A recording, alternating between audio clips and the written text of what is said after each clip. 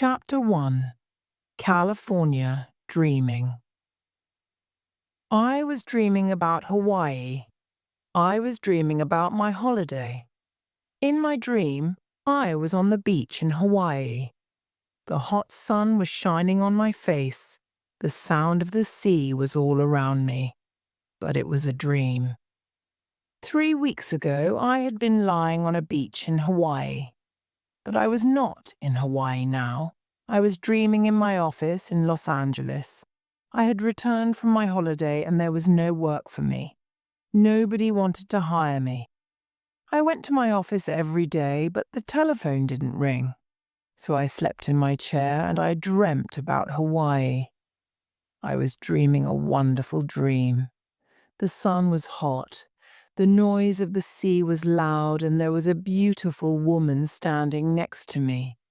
Suddenly there was a voice in my dream. Somebody was calling my name. "Mr. Samuel! Mr. Samuel! Wake up!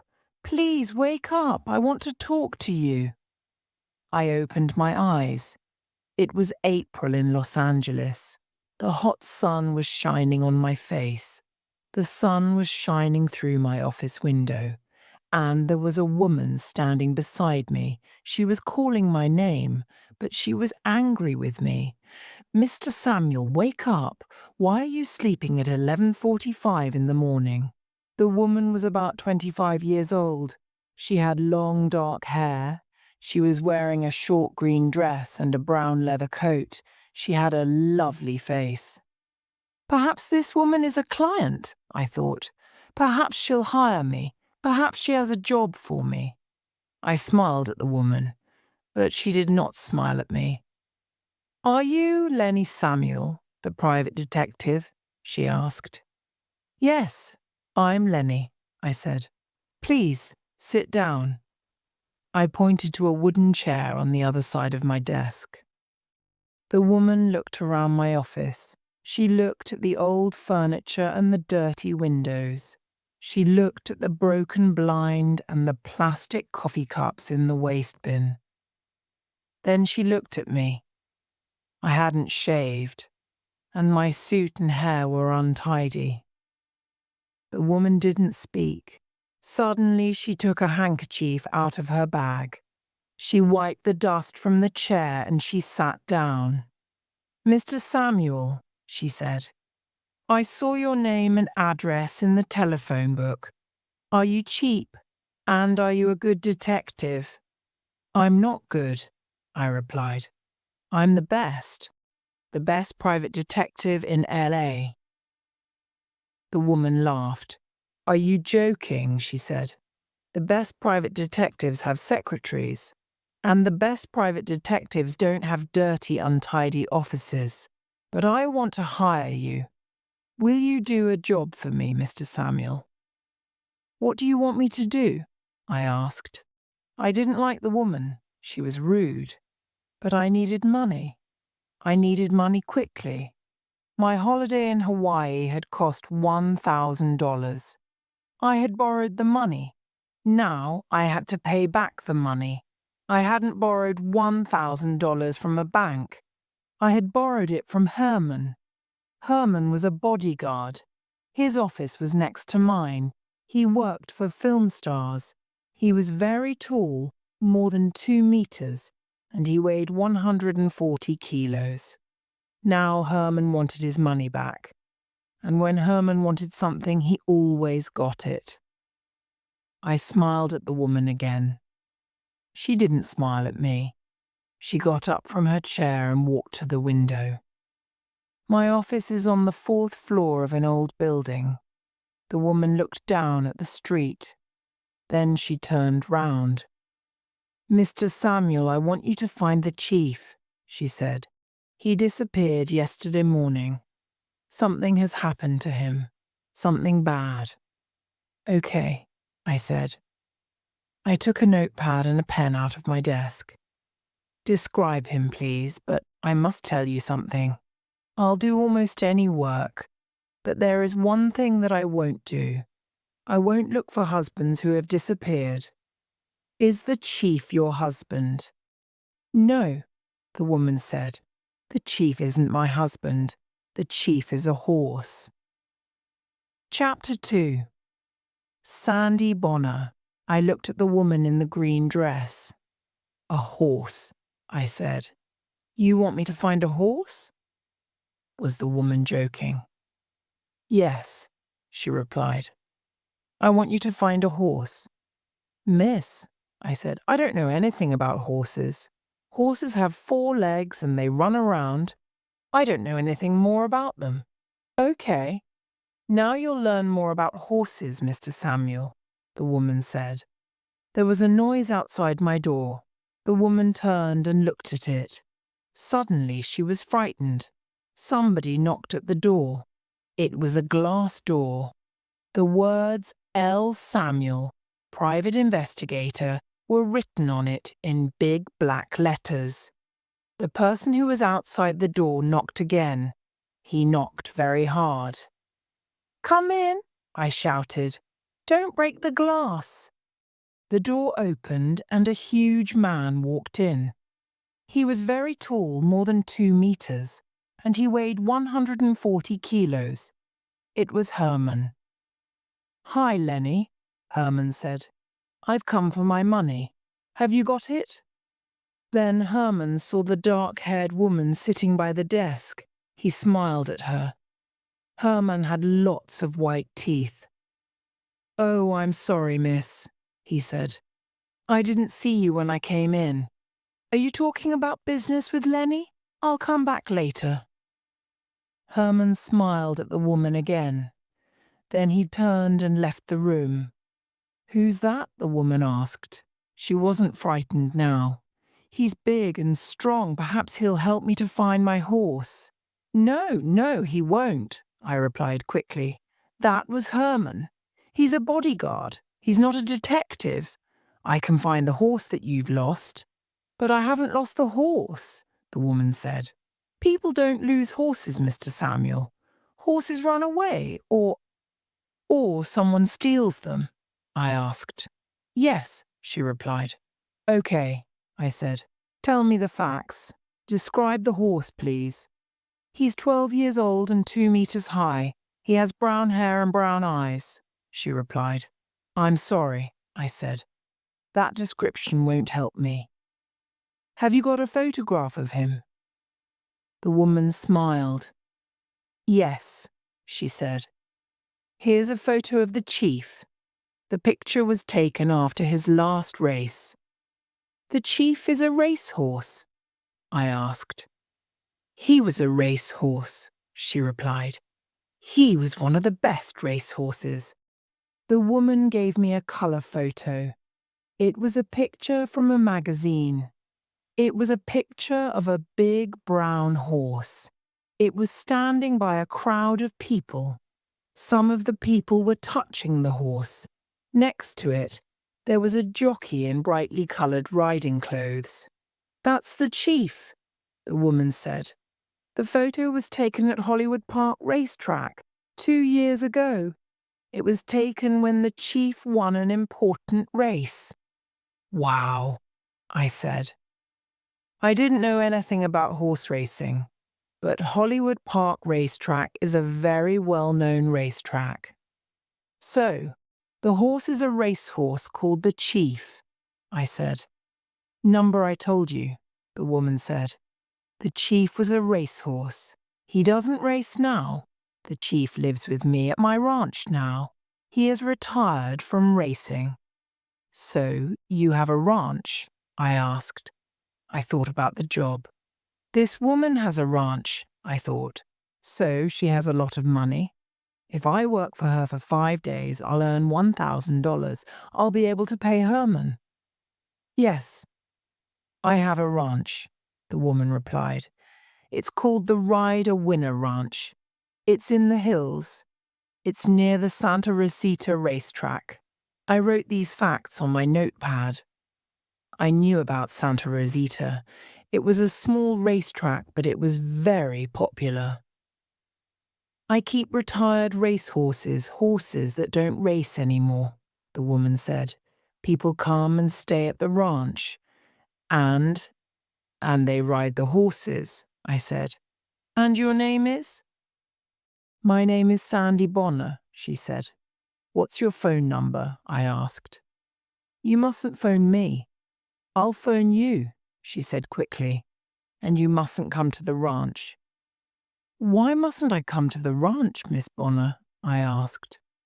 Mr. Samuel, Sandy Bonner replied, you are working for me. I'm going to pay you. You mustn't ask me any more questions. How much money do you want? I want $200 a day, I said. Sandy Bonner took some banknotes from her bag and she gave them to me. Okay, Mr. Samuel, here's $200, she said. I'll phone you this evening. She stood up and walked to the door. Wait a minute, Sandy, I said quickly.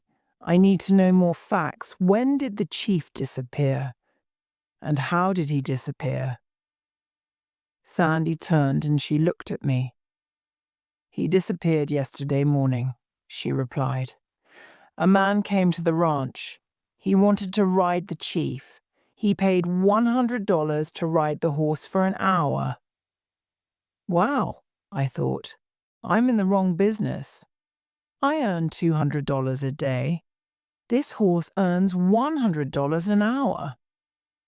The man paid me and he rode away on the chief, Sandy went on. That was at 10 o'clock. The man didn't come back and neither did the horse. Did this man ride away alone? I asked. Yes, Sandy said. I usually ride with visitors, but I was busy yesterday. The man was a good rider. I wasn't worried. Did you know the man who took the horse? I asked. I'd never seen him before, she replied. But he told me his name. He was called Dick Gates. Did Mr. Gates show you any ID? Any identification papers? I asked. Sandy shook her head. No, Mr. Samuel, she said. So a stranger rode away on a valuable horse? I said. And he didn't come back. Were you surprised? Yes, I was surprised, Sandy said quietly. Mr. Gates gave me a phone number, but when I phoned the number, there was no reply. Did you call the police? I asked. No, I didn't, Sandy replied slowly. Then she stopped speaking. She was very worried. She walked back to the chair and she sat down again. Why didn't you call the police, Sandy? I asked. Because I got a phone call, Sandy answered. 2 hours after Dick Gates rode away on the chief, a man phoned me, she said. I don't know who the man was. He wasn't Gates. The man said, I've got the chief, Miss Bonner. I've borrowed the horse. I'll return him after a few days. But if you call the police, the chief will be killed. We're watching you. So I don't want you to phone me, Mr. Samuel. And I don't want you to come to the ranch. If you do, these men will kill the chief. Okay, I said. I understand. Describe Mr. Gates, please. He was about 40 years old, and he was tall and heavy, said Sandy. He had long red hair. It was tied in a ponytail. He was wearing blue jeans and a brown jacket. That's a very good description, I said. Did he come to the ranch in a car? I don't know, Sandy said. She looked at her watch. I have to go now. I'll phone you this evening. She stood up and she walked to the window. She looked down at the street for half a minute. Then she walked to the door. Goodbye, Mr. Samuel. Please find the chief for me, she said. Chapter 3. The Rider-Winner Ranch. I watched Sandy Bonner leave my office. She had told me a very strange story. Was her story true? I wanted to find out about her. I decided to follow her. I picked up my hat and my jacket. Quickly I left the office. I ran down the stairs. When I got to the hallway, Sandy had left the building. I went outside. I saw Sandy at the corner of the street. She was getting into a small black car, a 4x4. I got into my own car, which was parked near the office building. As Sandy drove away, I started my old grey Chrysler and I joined the traffic. Sandy Bonner's black 4x4 was 100 meters in front of me. It was a beautiful Friday in LA, blue sky, sunshine and smog. There was a lot of traffic. The engines of the cars, trucks and buses made the smog in the air. I thought about the clean air in Hawaii.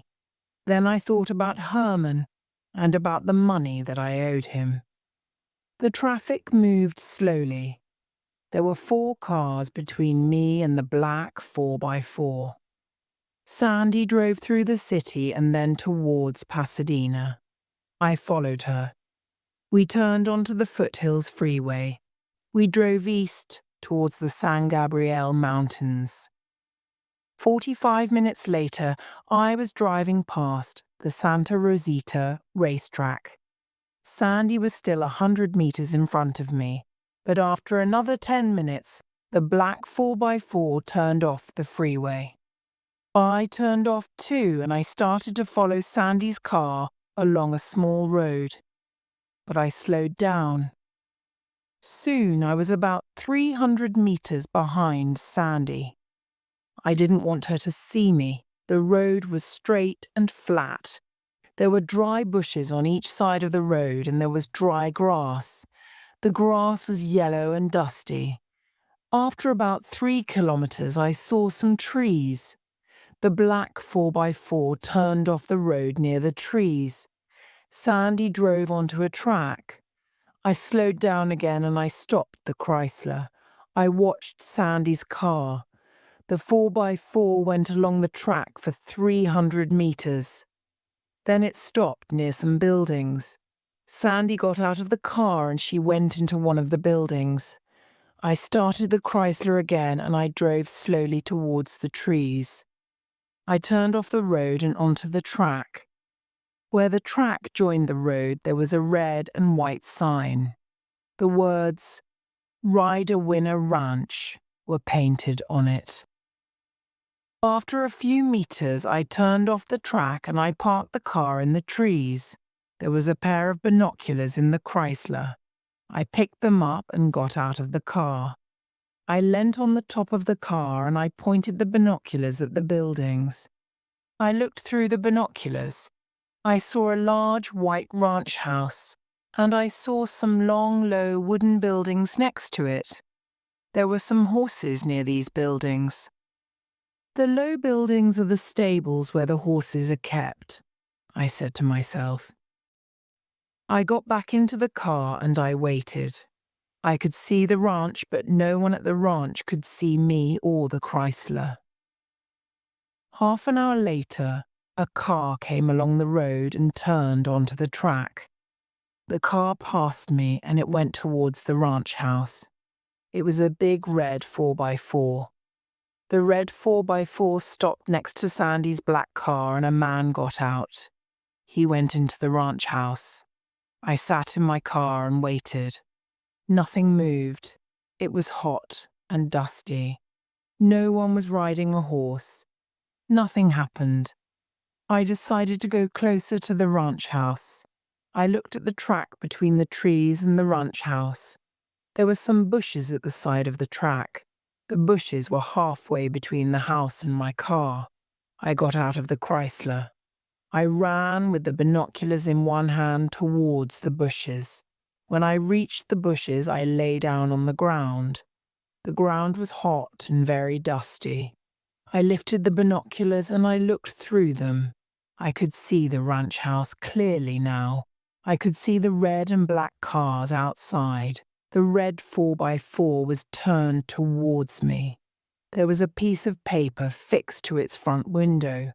I turned a small wheel on my binoculars. Now I could see the paper more clearly. I read some words on the paper. The paper was a car park ticket for the Santa Rosita racetrack. Then I turned the wheel on my binoculars again. I looked at the house. Immediately I saw Sandy Bonner. She was inside the house. She was standing near one of the large windows. She was talking to someone, a tall, slim man with dark hair. That man isn't Dick Gates, I thought. Gates has red hair. Suddenly, Sandy stepped forward and hit the man across the face. The man lifted his hand. Was he going to hit Sandy? At that moment, Sandy moved away from the window. I couldn't see what happened next. I stood up. I was going to run to the ranch house and help Sandy. "Stay where you are," a man shouted. I turned. About 5 meters behind me, there was an old man. He was wearing blue overalls, a cotton shirt, and a wide hat. He had a rifle in his hands. He was pointing the gun at me. I smiled and I started to walk towards the old man. "Hi," I said. "What's wrong?" There was a shot from the rifle and the dust by my feet flew into the air. I stopped. "Who are you, stranger?" the old man asked. "What are you doing here?" I thought for a few seconds. The old man chewed gum slowly. He watched me. I'm watching birds," I said, smiling. I showed him my binoculars. There were some interesting birds over there. I pointed towards the house. I was watching them. The old man looked towards the ranch house. "There aren't any birds there, mister," he said. I smiled again. "No, there aren't," I said. "When you fired your rifle, you frightened the birds." "People don't wear suits when they watch birds," the old man said angrily. "Why are you hiding in these bushes? This is private land. Now go back to your car and leave." The old man stepped forward and pushed me with the rifle. "Who are you?" I asked. "And why are you telling me what to do?" "I'm Lou Weaver. I work here. I've worked for Miss Bonner's family for more than 30 years, the old man said. He pushed me with the rifle again. "Miss Bonner is my boss. I do what she tells me to do. I have this gun, and I'm telling you what to do. Now leave and stay away from here." I turned and walked quickly back to the Chrysler. I didn't say anything. I didn't tell the old man about my meeting with Sandy. Sandy Bonner had told me not to come to the ranch. I had made a mistake.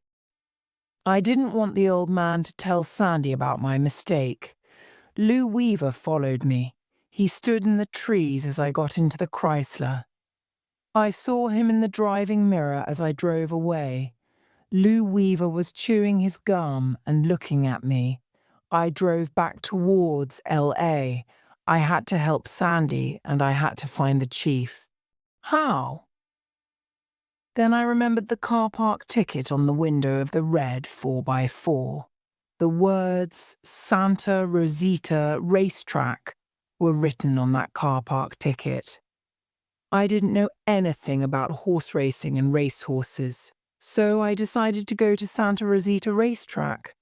I wanted to find out about horse racing, and I wanted to find out more about the thin, dark man. Perhaps someone at Santa Rosita knew him.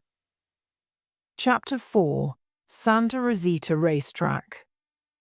I turned off the freeway at Santa Rosita Racetrack. It was a small racetrack, but it was beautiful. There were tall trees by the dusty track. There were high, dark blue mountains behind it. Some jockeys were riding their horses on the track. The sun shone down from the blue sky. It was late afternoon, but the sun was very bright. Everything was peaceful. There weren't many cars in the car park. I parked my car and I put on a baseball cap and some dark glasses. Then I left the Chrysler and walked towards the track. I stood by the dusty track and watched the horses. There was no racing today. These horses were training. The horses were very large and very fast. I was surprised. When a horse went past me, the noise from its feet was loud and dust flew into the air. I looked around me. Near the track there were some office buildings and some stables. There was a high fence around these buildings. I walked towards the stables area. There was a gateway in the fence. The gate was very tall. It was closed. As I went nearer, I saw the gate open. A truck with a trailer came out. I didn't see anyone near the gate, but it closed behind the trailer. I waited and watched. A few minutes passed. Then a 4x4 with a trailer came in from the road. The car stopped by the gate. There was a car park ticket on the front window of the 4x4. The driver put his head out of the side window of the car. He spoke into a metal box near the fence. Then the gate opened and the car and the trailer went through the gateway. I walked over to the gate and I waited. A minute later, another car came in from the road. The driver spoke into the box. The gate opened. As the car went through the gateway, I walked beside it. Now I was inside the stables area. I walked a few meters away from the gateway. "Hey!" a man shouted. Suddenly someone came up behind me. He held my arms and pushed me against a stable wall. "Stand against the wall. Hold your arms out. Don't turn round," the man said. I did what the man told me. He searched the pockets of my clothes. The man was behind me and I couldn't see his face. He took my detective's license out of my pocket. Then there was a loud laugh.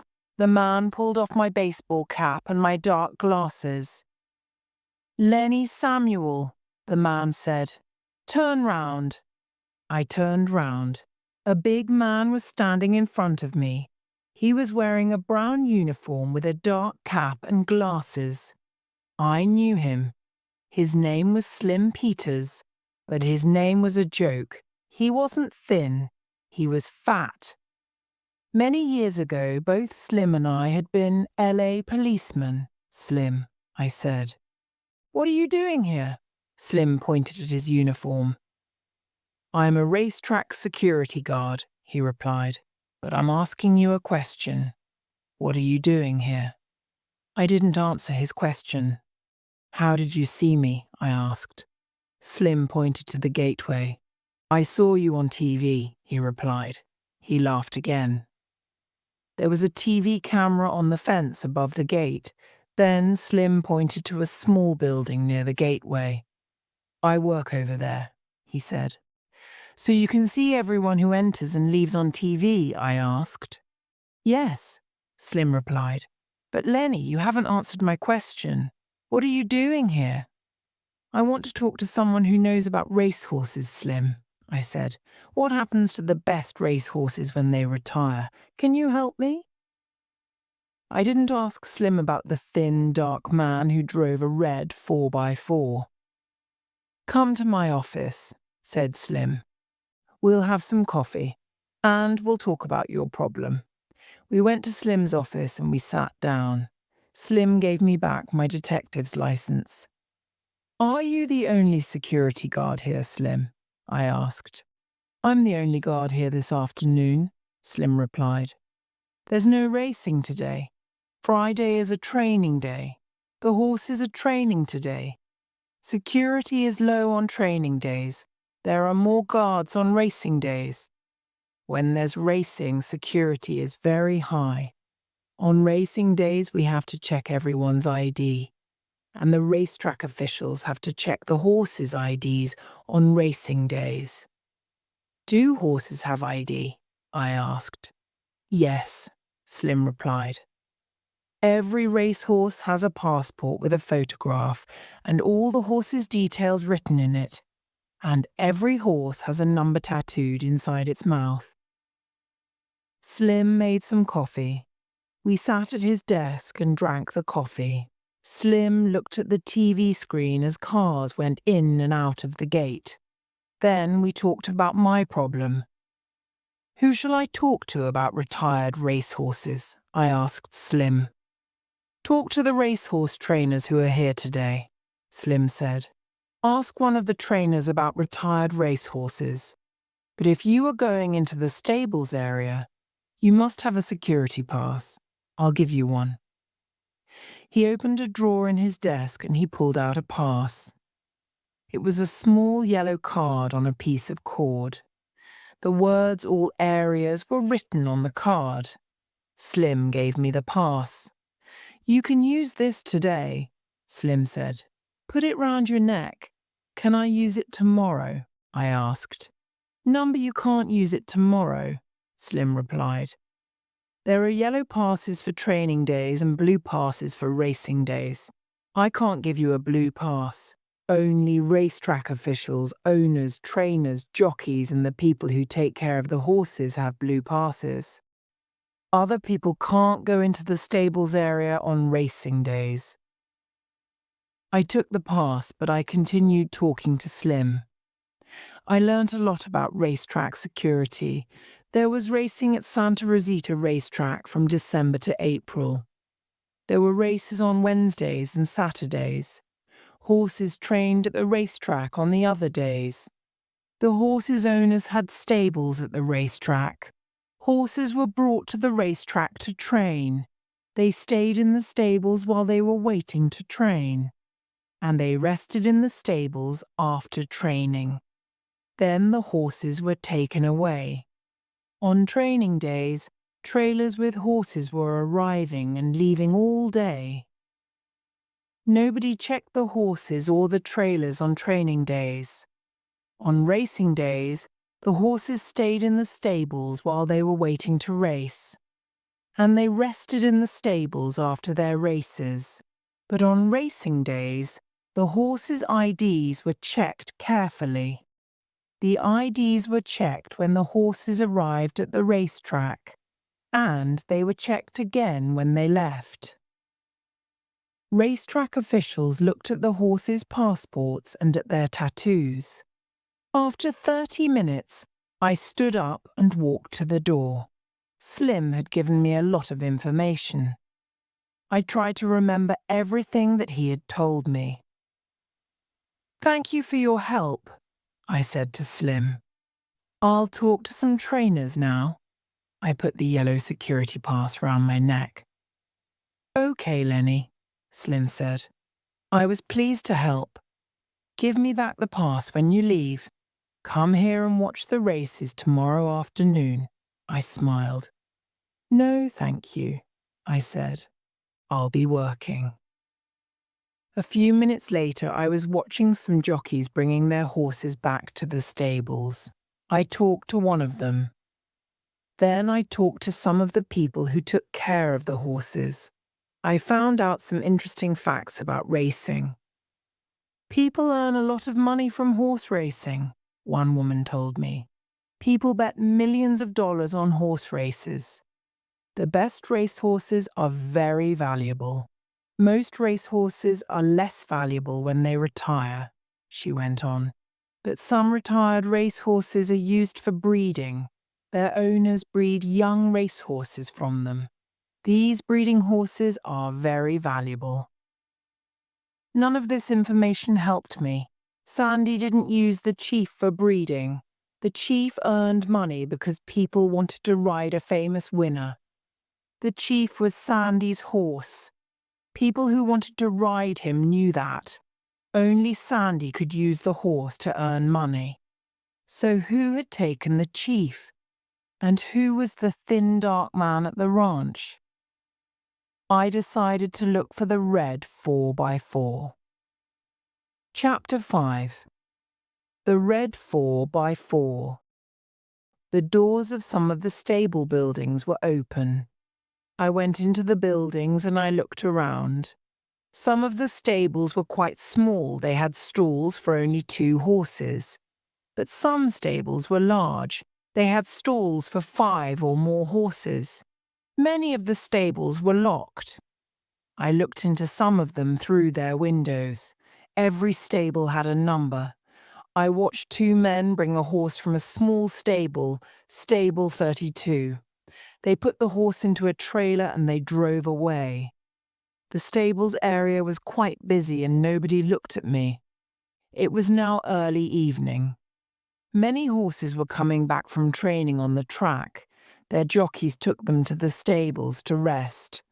I walked along the roads between the stables. I'm not going to find the chief here, I thought. And I'm not going to learn anything more here. I need to talk to Sandy Bonner again. I'll go back to LA now. Sandy will phone me this evening. Suddenly I saw a red 4x4 with a trailer. It was near a large stable, stable 14, which was 100 meters from me. A tall, slim, dark man was shutting the stable doors. Is that the 4x4 that I saw at Sandy's ranch? I asked myself. I don't know. There are hundreds of red 4x4s in LA, and there are thousands or tall, slim, dark men. A minute later, the red 4x4 went past me. It was going towards the gateway. There were two people in the car. As the car passed me, I saw the driver's face. He was the tall, slim man that I had seen at Sandy's ranch. He was the man that Sandy had hit. I couldn't see the other person clearly. Was it a man or a woman? I didn't know. I watched the car. It stopped at the gate for a moment and then it left the stables area. I walked towards stable 14. There was no one near the building. The doors were closed. I went to the side of the building and tried to look through the window, but I couldn't see into the stable. There was some wood fixed inside the window. I put my hand in my pocket and I took out my special keys. My special keys could open many different doors. Perhaps I could open the stable doors with one of these keys. I put one of the keys into the lock on the stable doors. I tried to turn the key, but it didn't turn. I put a different key into the lock. No luck. Then I heard a car coming towards the stables area. I didn't want anyone to see me near stable 14. I put a third key into the lock. This time, the key turned. I opened the doors quickly and I stepped inside the stable. I locked the doors behind me. There was very little light inside the stable. There was a smell of horses and straw. I looked around me. Along the wall to my left, there were stalls for horses. But there were no horses. All the stalls were empty. There were no stalls on the right-hand wall, and there were no doors and no windows in that wall. But there was a big cupboard on the wall, halfway along it. The cupboard was 3 meters high and 2 meters wide. There was nothing in it. It was empty. Then I heard a noise. The noise was very close to me. Was it coming from the big cupboard? No, the cupboard was empty, and there was nobody in the stable. I did not understand. I opened the stable doors a little and I looked outside. I had a shock. The red 4x4 with the trailer had come back. It was reversing towards the stable doors. I closed the doors quickly and looked round again. Where could I hide? There was a pile of straw in the corner of the stable. I ran to the corner and hid myself under the straw. I heard the stable doors open. Suddenly, there was more light inside the stable. Then, I heard the car and the trailer coming in. I heard someone open the back of the trailer. I didn't move. I waited. I heard people moving in the stable.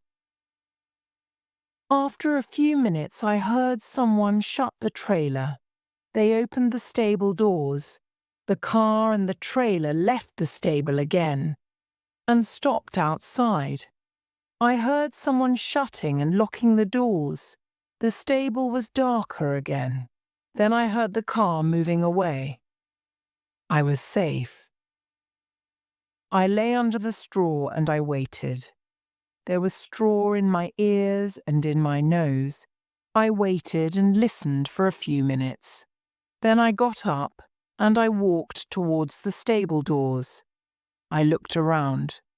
There was very little light, and I almost fell over something. There was some more straw in the stable now, near the doors. And there was a bag of horse food.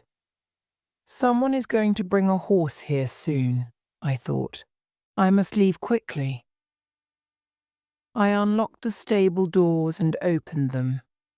I did not see anyone outside. I stepped out of the stable and turned round. I was going to lock the doors.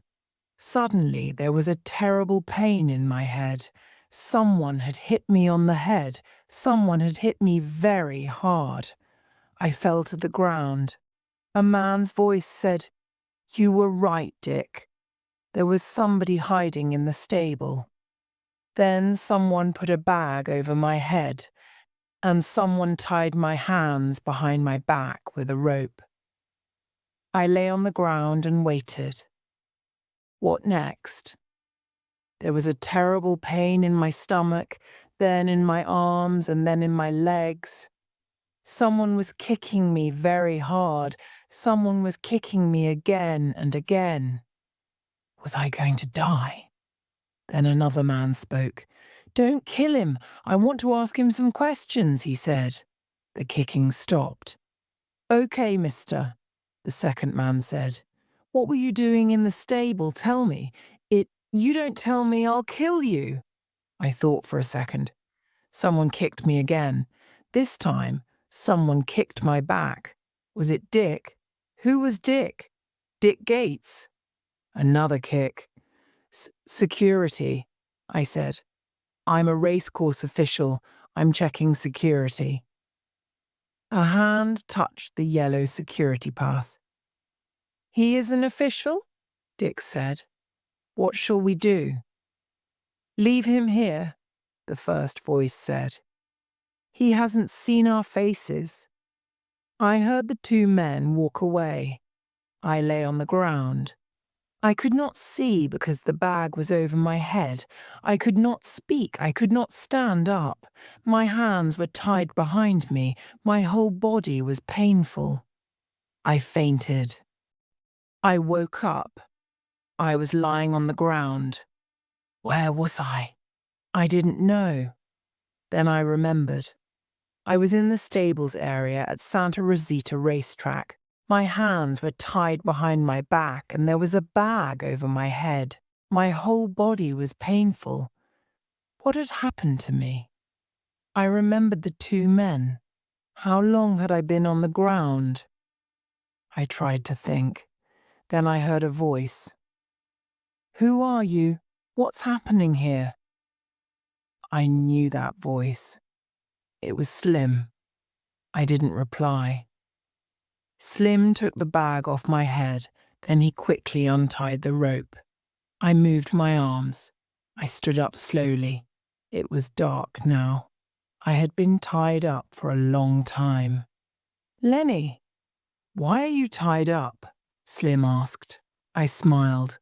"Hi, Slim," I said. "I was tired. I lay down here to sleep. While I was asleep, somebody tied me up.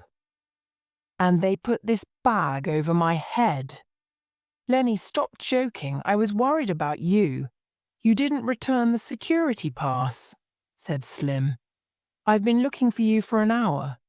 What happened?" "I don't know," I replied. "Someone hit me on the head. They put a bag over my head and they tied my hands with a rope. They kicked me. I couldn't shout for help. I fainted." "Who did this, Lenny?" Slim asked. "Who do you know at this racetrack?" "I know you, Slim, but I don't know any other people here," I said, "and I don't know who did this to me." I didn't want to tell Slim about the chief or about the men in the red 4x4. Perhaps someone made a mistake, I said. Please forget about this, Slim. Okay, someone made a mistake, said Slim. They were trying to kill another person, not you. Slim didn't believe my story. Come to my office and sit down for a few minutes, he said. I went with Slim to his office by the gateway. I sat in a chair while Slim made some coffee. He started to ask me some more questions. Suddenly the phone rang. Slim answered the call. Then he put the phone down. Stay here and rest, Lenny, he said. I have to go to the administrator's office for 5 minutes. Slim left the office. Quickly I leant across his desk and opened the drawer. There were lots of yellow and blue passes in the drawer. I took a blue pass and I put it in my pocket. Then I closed the drawer. Now I wanted to leave Santa Rosita as fast as possible. I left the yellow security pass on the desk and I walked to the car park. I got into the Chrysler and I started the engine. I drove hack to my office building and I parked the car. My whole body was painful. I had a terrible headache. There was a red light on my telephone answering machine. There was a message for me. But I didn't listen to the message. I was tired. I looked at my watch. The time was 8:45 p.m. Dinner time. But I didn't want to eat anything. I wanted to sleep. The phone rang. I didn't answer the phone. I didn't want to talk to anyone. I listened while the answering machine recorded another message. Hi, Lenny, said the voice from the answering machine. This is Herman. I'm calling about my $1,000. I'll see you tomorrow. Herman? I put my hand in my pocket. I had $200 which Sandy had given me. Would Herman be happy with $200? I didn't want to think about this problem. I fell asleep. It was morning when I awoke. It was about 6:30 a.m. I didn't have a headache, but I was very tired. I got up and drank some water. Then I sat in my chair again. I'll sleep for another hour, I said to myself. Soon I was dreaming. Chapter 7. Sandy. The sun was shining on my face. The sound of the sea was around me. There was a beautiful woman standing next to me. Suddenly a hand was touching my arm. I opened my eyes. It was Sandy Bonner. She was standing beside me. Her hand was on my arm. My arm was painful. Ouch, I said. Mr. Samuel, are you okay? Have you been in a fight? She asked. I'm okay, I said. I looked at my watch. It was 10:30 a.m. I looked at Sandy. I phoned you yesterday evening, she said. You weren't here, but I left a message on your answering machine. Have you found the chief? No, I said, but I'm learning a lot about horse racing. I want to ask you a question, Sandy. Who was your tall, slim visitor yesterday? Suddenly, Sandy's face became pale. She was very frightened. I told you not to come to the ranch. They'll kill. She stopped speaking. Who will they kill, Sandy? I asked. Your tall, slim friend tried to kill me yesterday. You? Sandy was surprised. Where did you meet him? Forget about that, I replied. Is there anything that you want to tell me? I must have some more information. No, Mr. Samuel, said Sandy quietly. I can't tell you anything more. Sandy, I said, I want to help you, but you must help me. Tell me about Lou Weaver. Why does he walk around your ranch with a gun? Lou is a good man, she replied. He works for me. He takes care of the horses. He's worried about me. I can't tell you anything more. Miss Bonner, I said, Why won't you give me any information? I can't tell you anything more, Sandy said again. Now I must leave. If they see me here, they'll kill the chief. I've paid you for the work that you did yesterday, but you made a mistake. I don't want you to do any more work for me. I won't come here again, and I won't phone you. Please forget about me and the chief, and please stay away from the ranch. Sandy turned and she ran out of the room. So I wasn't working for Sandy Bonner anymore, but I owed Herman money. I took the $200 and the blue security pass from my pocket. I threw the pass into the waste bin. I put $50 back into my pocket and I put $150 in an envelope. I wrote Herman's name on the envelope. I left my office and I pushed the envelope under Herman's door. Then I drove home. 2 hours later, I was much better. At home, I had had a hot shower and some breakfast, and I had put on some clean clothes. I decided to enjoy myself. I had only $50, but I decided to go to the races at Santa Rosita. First, I drove back to my office. When I got to the office door, the phone was ringing. I picked up the phone. "Hello," I said. "Lenny Samuel speaking." "Mr. Samuel," said a voice. It was Sandy Bonner. "I'm sorry, Mr. Samuel. I was wrong.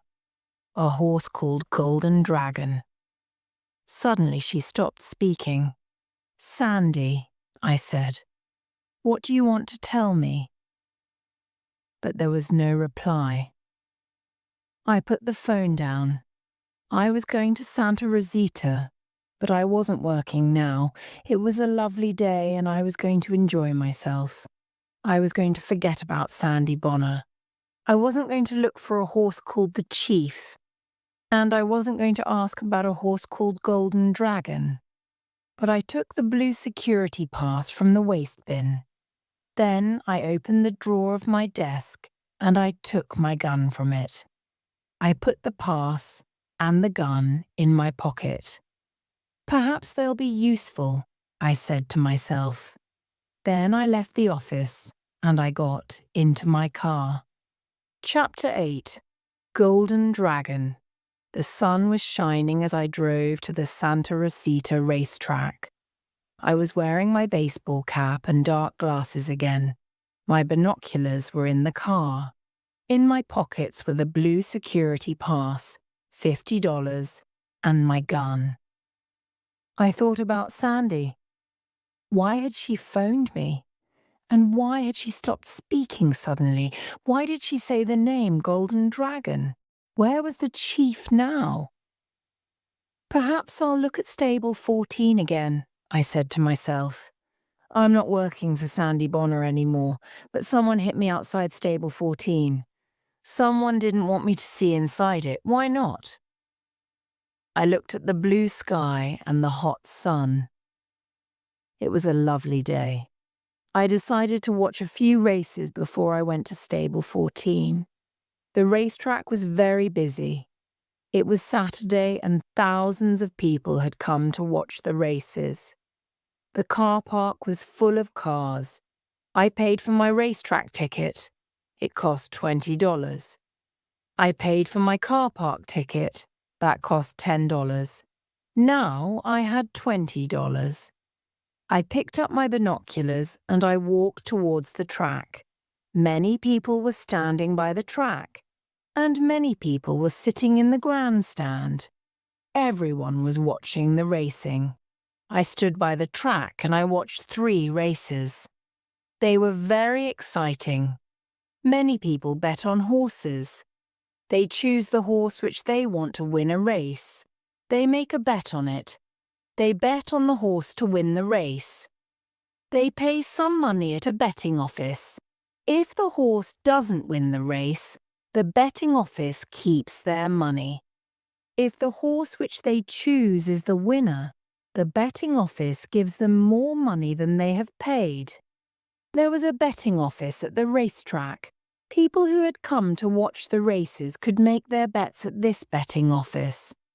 But there were also betting offices all over the country. People who were not at the racetrack could bet on the races at Santa Rosita too. After each race, there was an announcement from the racetrack loudspeakers.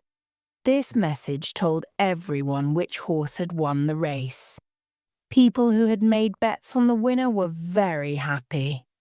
A lot of people watched the races through binoculars. I had brought my binoculars with me, but I didn't watch the horses through them. I watched the people. I was looking for a tall, slim man. Suddenly I saw him. He was sitting in the grandstand. He was about 30 and he was wearing dark glasses and a dark suit. It was the man that I had seen at the ranch and in the red 4x4. He was talking to another man who was sitting next to him. The other man was about 10 years older. He was tall and heavy.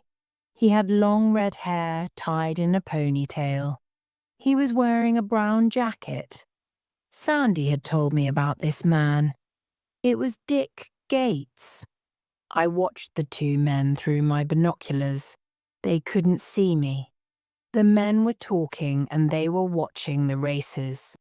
The dark-haired man had a mobile phone and he was making lots of phone calls.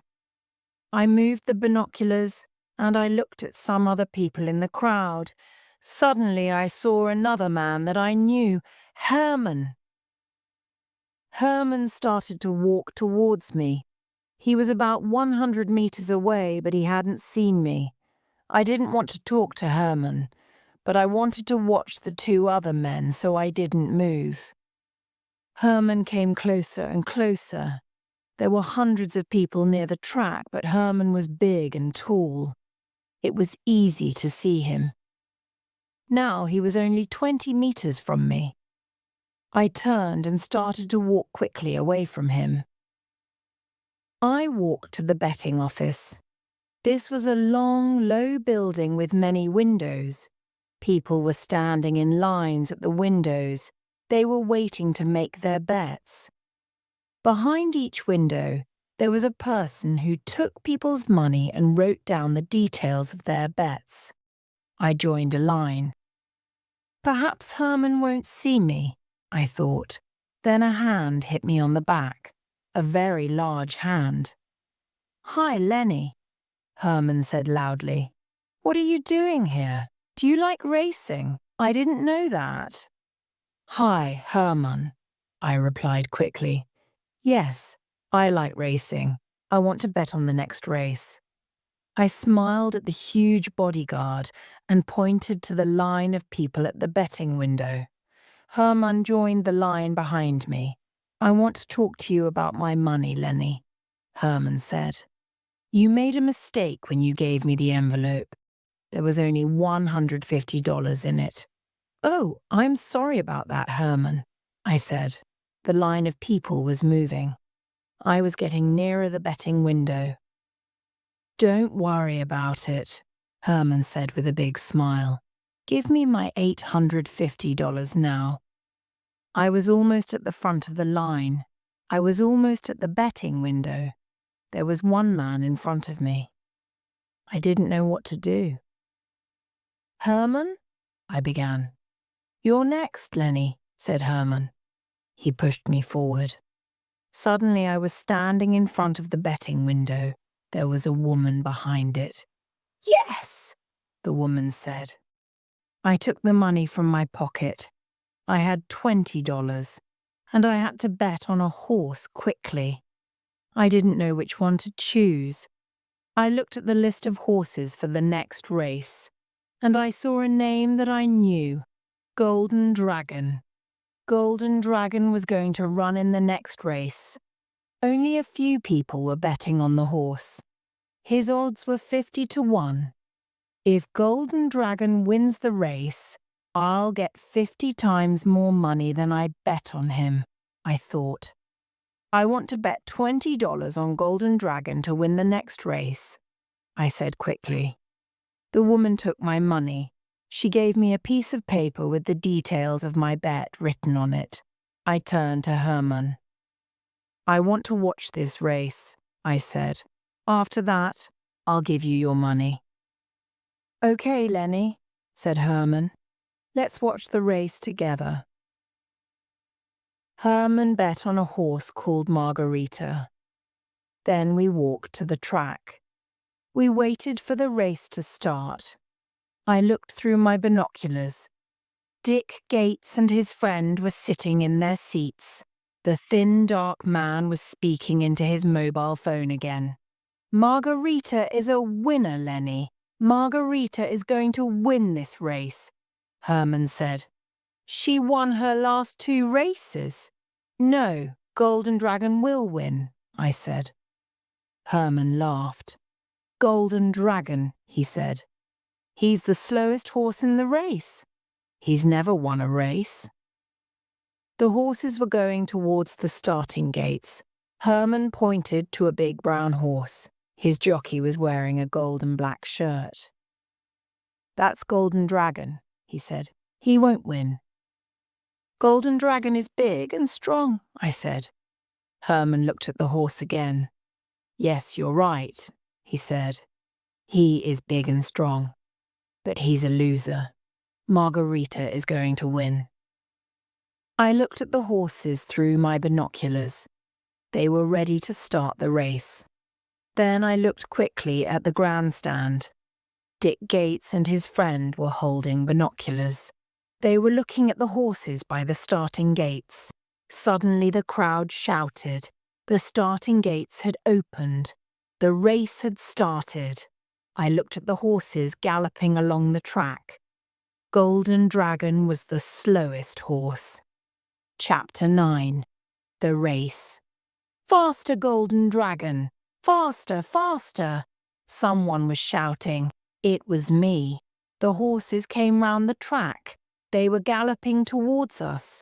Margarita was in first place, but Golden Dragon was in second place. At first, he had run slowly, but now he was running faster and faster. The horses galloped past us. People were shouting. Golden Dragon and Margarita were side by side. The 2 horses crossed the finishing line together. Which horse had won? We waited while the officials looked at a photograph of the finish.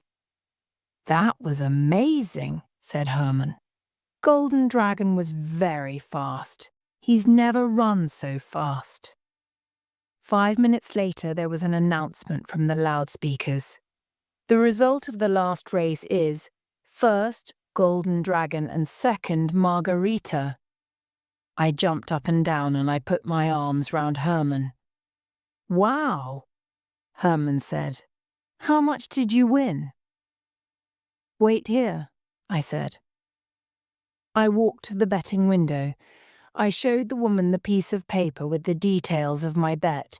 She gave me my money.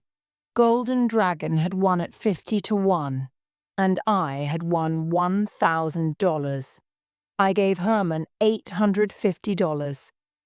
Then I said goodbye to him. I looked at the grandstand again. Where were Gates and his friend? They weren't sitting in their seats.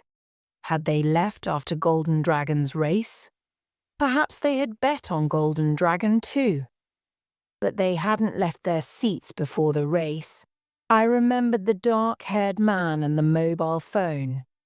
Perhaps they had been betting by phone. Yes, that was the answer. But there were other questions. These 2 men knew Sandy. They had stolen the chief. And Sandy had told me Golden Dragon's name. What was happening? I walked away from the track. I took off my cap and my dark glasses. I walked towards the stables area. There were 2 security guards and some racetrack officials standing by the gateway to the stables area. Slim wasn't there. I watched the gateway. The 2 guards stopped every car at the gateway. They checked the driver's ID. If there was a trailer, an official checked the horse's ID too. I put the blue security pass round my neck and I walked up to the gate. I waved to the security guards and smiled. Then I walked through the gateway into the stables area. The area was very busy. There were horses and cars and trailers everywhere. Jockeys in brightly coloured clothes were talking to trainers. I walked slowly towards stable 14. I stopped about 50 metres from the large stable. I put on my cap and my dark glasses again, and I stood near some trees. The red 4x4 and the trailer were parked outside stable 14. I didn't see a horse in the trailer. I stood and I waited. Then someone that I knew walked towards stable 14. It was Lou Weaver. I looked at his face. He was very pleased about something, but he was very worried about something too. He stood outside the stable. A few minutes later, a jockey came towards stable 14 with a big brown horse. The jockey was wearing a gold and black shirt. Lou spoke to the jockey and took the horse from him. I knew the horse. It was the winner of the last race, Golden Dragon. I didn't understand. If Golden Dragon was Sandy Bonner's horse, why hadn't she told me this? Then a man came out of the stable. It was the tall, dark-haired man. He held Lou's arm and they walked into the stable with the horse. The doors closed. 10 minutes passed. Then the dark-haired man appeared again. He opened both of the stable doors and he reversed the red car and the trailer into the stable. He closed the doors behind him. I waited. After another 5 minutes, the doors opened again and the 4x4 and the trailer came out. The dark-haired man was in the car. He stopped the car outside the stable. He got out and he went back inside the building. I walked slowly towards the car and the trailer. Now there was a horse in the trailer. It's Golden Dragon, I thought. He's going home after his race. I walked back towards the gateway.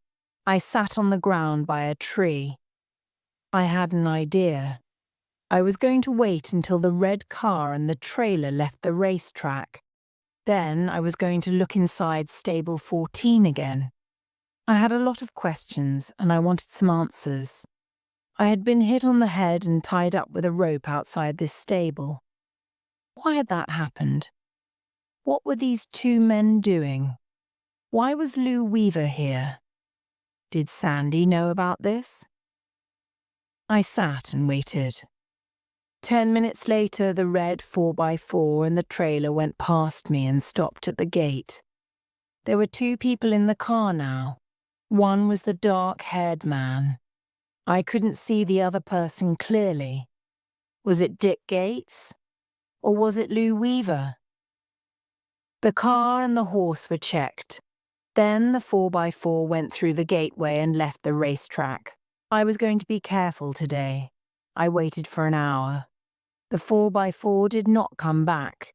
The stables area was not very busy now. And the sun was not so bright. I took my special keys out of my pocket and I opened the doors of stable 14. Soon I was inside the building and I had closed the doors behind me. It was dark inside the stable. I put my right hand on the wall. Was there a light switch? I moved my hand along the wall. Nothing. I moved forward slowly with my hand on the wall. At last, I found a switch. It was in a corner. I touched the switch, but no lights came on. I was going to walk back to the doors. I was going to open the doors a little. I wanted some more light inside the stable, but I didn't move. I heard something. It was the noise of an electric motor. I took my gun out of my pocket. Something very strange was happening. Light was coming into the dark stable. But it wasn't coming from outside. It was coming from the right-hand wall. After a few seconds, I could see clearly. The big cupboard was moving slowly. There was a door in the wall behind the cupboard. The cupboard was fixed to the door. The switch that I had touched had started an electric motor. And the electric motor was opening this secret door. Yes, the light was coming from behind the door. Chapter 10. The Chief. The light was coming from a room behind the secret door. In the room there was a stall, and in the stall there was a big brown horse. I had heard a strange noise on my first visit to Stable 14. Now I understood. The noise had come from this room. I walked towards the horse. "Stand still," a man's voice said. Something hard and sharp was pushed into my back. I knew the voice. I started to turn towards the man. "Stand still," the man said again. "Throw your gun behind you, then lie down on the floor." I did what the man told me to do. I lay on the floor and I waited for a few seconds. Then I turned over very quickly. Lou Weaver was standing beside me. He was holding a large fork. It was a fork that was used for moving straw. Very quickly, I pulled the fork from Lou's hands and I kicked his legs. I kicked them very hard. Lou gave a loud cry and he fell down on the floor beside me. I picked up my gun and I moved over to Lou. I sat on his chest. The old man couldn't move, and I had the gun. "Okay, Lou," I said. "Do you remember me?" "Yes, I remember you," Lou replied. "You came to the ranch yesterday." Then he looked at my security pass. "Are you an official here?" he asked. He was frightened. "No," I said. "My name's Lenny Samuel. I'm a private detective. I'm working for Sandy Bonner. I'm looking for the chief." I showed Lou my detective's license. He was surprised. "Okay," he said. "You found the chief, but Sandy knows where he is." "What do you mean?" I asked. "Let me get up and I'll tell you everything," Lou said. We stood up. Lou walked over to the stall and pointed to the big brown horse. "This is the chief," he said. "I'm taking care of him here until tomorrow." "Why is the chief here at the racetrack?" I asked. "And why is he in this secret room?" Lou touched the horse's nose. The chief made a soft noise. "Golden Dragon didn't run in the last race," Lou said. "The chief ran in the race. The officials didn't know about it. The chief and Golden Dragon are the same height and the same color. But the chief runs much faster than Golden Dragon. He's a winner." "But the racetrack officials check the horses' passports and tattoos on racing days," I said. "The chief's ID and Golden Dragon's IDs are different." "Yes. The officials check the horses' IDs on racing days," Lou said. "They check the IDs when the horses arrive, and they check them again when they leave. But nobody checks them on training days." "The chief came here in the trailer yesterday afternoon. He was put in this secret room. The trailer was empty when it left the racetrack. Nobody checked the trailer. The chief stayed here last night. This morning," Lou went on, "Golden Dragon came here in the trailer. The officials checked his passport and his tattoo. But Golden Dragon didn't run in the race. This afternoon, Golden Dragon was put in this secret room. The chief was taken to the track. The chief ran in the race instead of Golden Dragon. The chief won the race. Then he was brought to this room again, and Golden Dragon was taken away in the trailer. His ID was checked at the gate. The chief will stay in this room again tonight, Lou continued. There is no racing tomorrow. Sundays are training days. When the trailer comes tomorrow, it will be empty. Nobody will check it. Then the chief will go back to the ranch. So you are working with these criminals, I said. And Sandy knew about it. You are criminals too. How much money did you and Sandy win, Lou? Miss Bonner and I haven't won anything, Lou said angrily. Gates and his friend, Ventanas, are the criminals. They own Golden Dragon. They came to our ranch on Thursday morning and Gates stole the chief. We didn't know their plan then.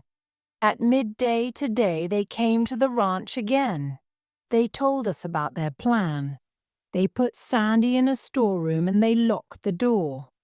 They had guns. They made me come here with them. Ventanas said, if you don't help us look after the chief, we'll kill Sandy Bonner. I had to help them. Suddenly there was a noise from the front of the stable. Lou pulled the gun out of my hand. Be quiet, he said. Stay here with the horse and don't make a noise. Gates and Ventanas have come back. If they find you here, they'll kill you. I lay down in the straw next to the chief. He was very big. Please don't stand on me, I whispered to him. Weaver, a man's voice shouted, where are you? Why is that door open? Lou walked towards the front of the stable. I could not see anything, but I could hear the conversation. I'm sorry, Mr. Gates, Lou said.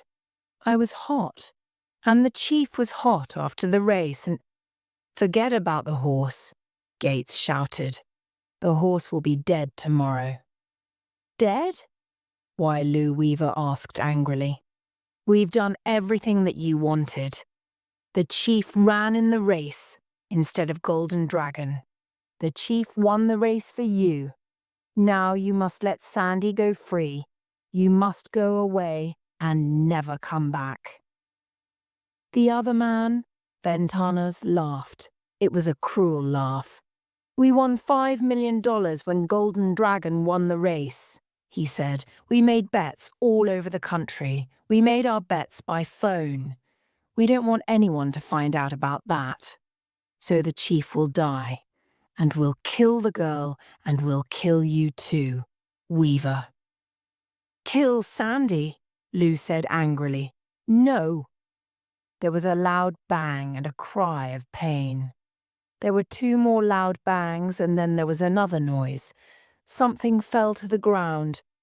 I've shot him, Dick, Ventanas said. Are you okay? No, Gates said. The stupid old man has shot me in the arm. Very carefully, I looked out from the chief's stall. Lou Weaver was lying on the ground. My gun was on the ground beside him. Ventanas was holding a gun. Dick Gates was holding his right arm with his left hand. There was blood on his hand. What shall I do with the horse? Ventanas asked. Shall I kill it? He picked up my gun. Then he started to walk towards the chief and me. No, Gates said. We'll leave it here and lock the doors. The horse will die. Okay, Dick, said Ventanas. Where are we going now? We're going to the Rider-Winner Ranch, Gates said. We're going to kill Sandy Bonner. Then no one will know about our plan. I heard the stable doors close. I heard the key turn in the lock. Gates and his friend were going to kill Sandy Bonner. I had to move fast. Chapter 11. LA Winners. When Gates and Ventanas had left, I came out of the secret stall. Lou Weaver was badly hurt, but he was alive. There was a bullet in his shoulder. His shoulder was bleeding. There was a lot of blood. I took off Lou's shirt and tore a piece of cloth from it. I tied the cloth round his shoulder. I covered the hole in his shoulder, but I couldn't stay with him. I had to get to the Ryder-Winner ranch. I had to get there quickly. Gates and his friend had driven away 15 minutes before, and they were going to kill Sandy. "Someone will come and take care of you, Lou," I said. "You're going to be okay." Then I thought of something. The races had finished now. People were leaving the racetrack and going home. There was going to be a lot of traffic. The roads were going to be full of cars. The Ryder-Winner ranch was only a few kilometers away, but I couldn't drive there in less than an hour. What could I do? Suddenly something pushed me in the back. What was it? Was it a gun? I turned round quickly. It was the chief. He had come out of his stall. He was looking for Lou. The big horse saw the old man lying on the ground. The chief went to him and touched Lou's body with his mouth. The horse was trying to help his old friend. Then I had a plan. I looked around the stable. There was a piece of rope hanging on the wall. I tied the rope around the chief's head and neck. I whispered to the horse, "Come with me, Chief. We're going to help Sandy." I took the horse towards the stable doors. Gates and Ventanas had locked them. I took the special keys from my pocket. A minute later, the chief and I were outside the stable. I left the doors open. It was late afternoon. I looked around. People were putting horses in trailers. No one was watching us. I had to hurry. Soon it was going to be dark. "Okay," I said to the chief. "I've never ridden a horse before. It's going to be difficult, but I have to try." I jumped onto the chief and we moved towards the gateway. I looked ahead. Slim and another security guard were standing at the gate. Some racetrack officials were with them. They were checking IDs. A car with a trailer was going through the gateway. I kicked my feet on the chief's sides. We galloped towards the gate. Suddenly Slim saw us. He tried to shut the gate. "Stop!" Slim shouted. "What are you doing? Where are you going?" I didn't reply. Slim stood in the gateway for a moment. Then he ran. The chief galloped through the gateway. I turned the horse in the car park and we stopped. I shouted to Slim, "There's a man in stable 14. He's been shot," I shouted. "Call a doctor and call the police." Then I turned the chief again and we galloped across the car park. There were long lines of cars leaving the racetrack, but we weren't going to go on the road. We were going to gallop across the fields towards the ranch. I held on tightly to the rope round the chief's neck. The big brown horse galloped very fast. He knew where his home was. I smiled. Riding was easy. But then I saw a fence in front of us. Galloping was not difficult. But could we jump the fence? I kicked my feet on the horse's sides and the chief jumped. He went over the fence, but I did not stay with him. Crash! I fell onto the dusty ground. I sat on the ground. My shoulder was painful, and I was worried. How could I get to the ranch now? Then I heard a noise. It was the horse. The chief was walking back to me. He came up to me and waited. I stood up slowly. I jumped onto the chief's back. We started galloping again. I saw the ranch in the distance. There was a car moving along the track to the white ranch house. It was a red 4x4. Were we too late? As we got closer to the ranch, we slowed down. Soon the chief was walking quietly. The big brown horse was tired. He had worked hard that day. The red 4x4 had stopped in front of the white ranch house. The chief and I went to the side of the house and I watched the door. After a minute, the door opened and Dick Gates and Sandy Bonner came out. Gates was pushing Sandy in front of him. He had a gun in his left hand. Sandy's hands were tied with a rope, and Ventanas was walking behind Gates and Sandy. He had a gun too. Suddenly, Sandy stopped walking. She turned and looked at Gates. "Where's Lou?" she shouted at him. "He's dead," Gates replied. "The stupid old man shot me."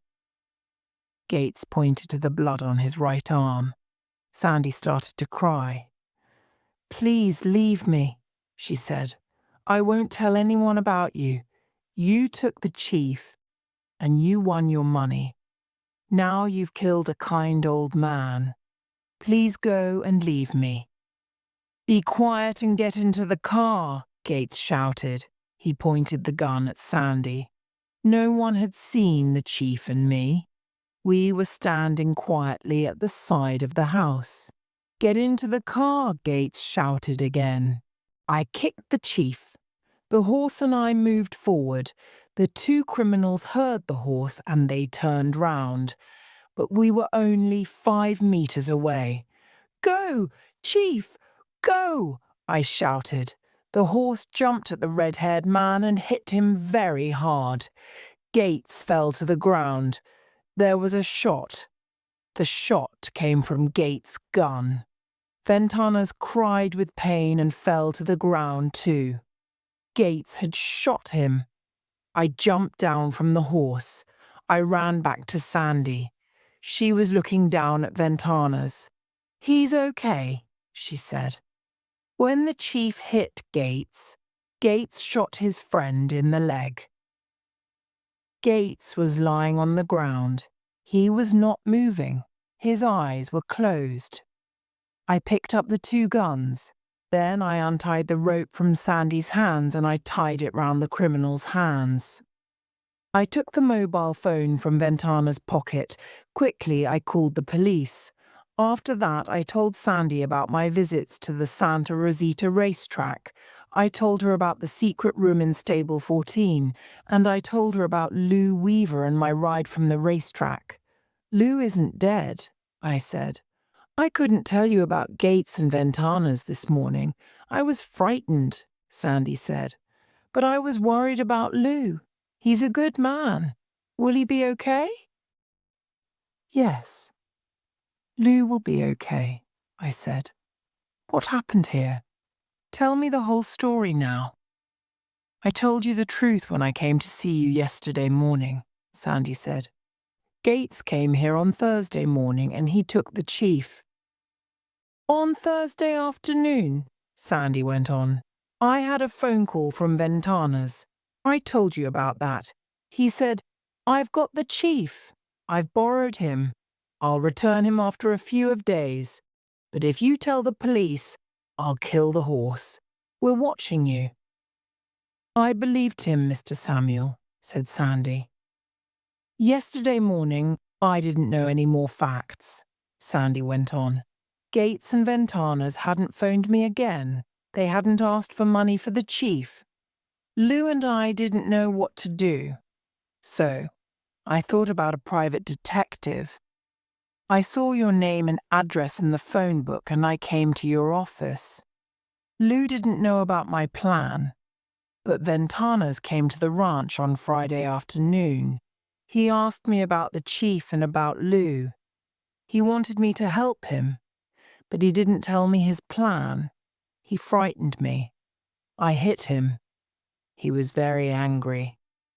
This morning I went to Los Angeles and spoke to you again," Sandy went on. "I said, forget about me and the chief. But when I got back here, Gates and Ventanas were here again. They told us their plan. They wanted to take Lou to the racetrack. The chief was behaving badly.